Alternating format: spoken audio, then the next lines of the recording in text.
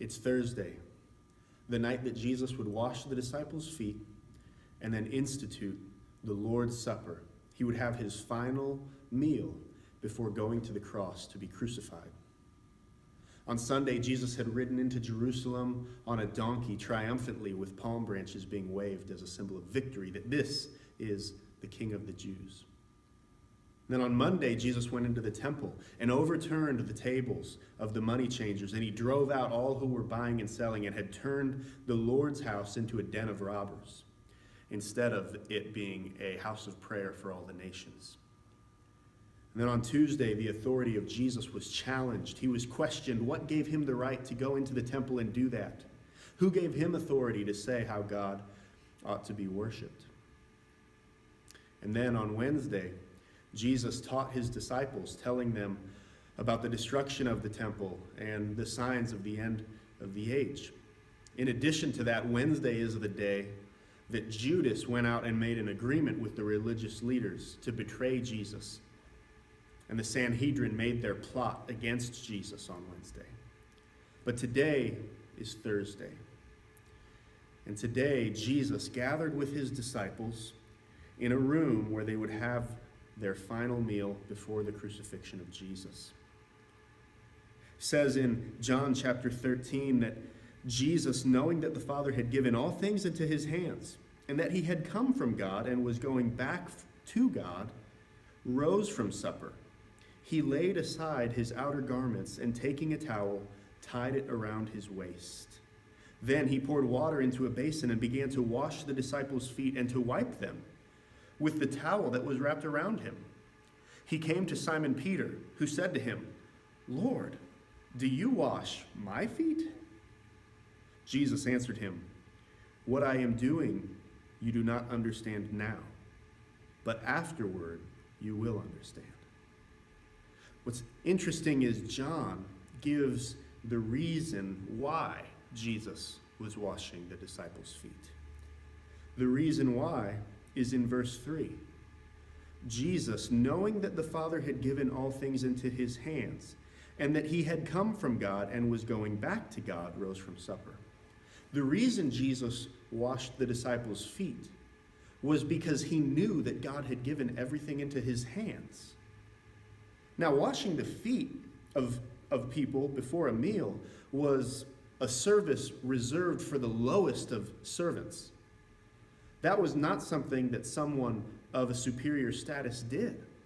Washing people's feet was disgusting. You can imagine the dirt that would accumulate on someone's feet walking around on dirt roads and walking around in roads where people didn't have plumbing. And Jesus gets up, knowing that God had given everything into his hands and that he had come from God and was going back to God. But this is not logical to us. We think, knowing that God had given all things to him and knowing that he was from God, we would think, well, we ought to wash the feet of Jesus. But Jesus himself said the Son of Man did not come to be served, but to serve and to give his life as a ransom for many. And that makes perfect sense with what Jesus would do next, which is institute the Lord's Supper, where he raised the bread and he raised the cup. And with the bread, he said, "This is my body broken for you. Eat of it, all of you. And this cup is the new covenant in my blood, poured out for the forgiveness of sins. Drink of it, all of you." The Son of Man did not come to be served, but to serve and to give his life as a ransom for many. In fact, Paul would pick up on this theme of Jesus, the theme of the gospel, in his great speech at the Areopagus in Acts chapter 17, when he said, "For he does not live in temples made by human hands, as though he needed anything." Jesus had predicted the destruction of the temple. He had predicted that that is not how he would be worshipped forever. And here he shows that he did not come to be served, but to serve. He humbled himself. And Philippians 2 says that though he was in the form of God, he did not count equality with God a thing to be grasped, but humbled himself, taking on the form of a servant, becoming in the likeness of men, humbling himself even to the point of death on a cross. You see, Jesus is not looking for you to serve him.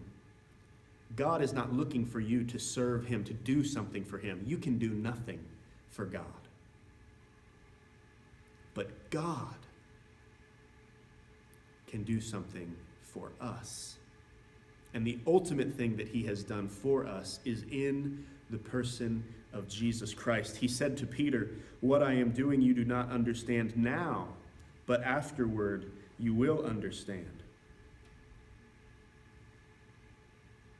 And then finally, in verse 20, he says, "Truly, truly, I say to you, whoever receives the one I send receives me, and whoever receives me receives the one who sent me."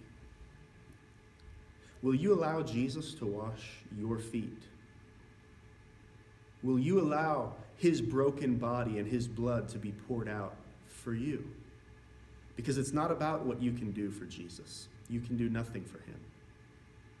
The Son of Man did not come to be served, but to serve, and to give his life as a ransom for many. Why? Why is God not looking for servants? Why is it that Jesus came to serve us? Why?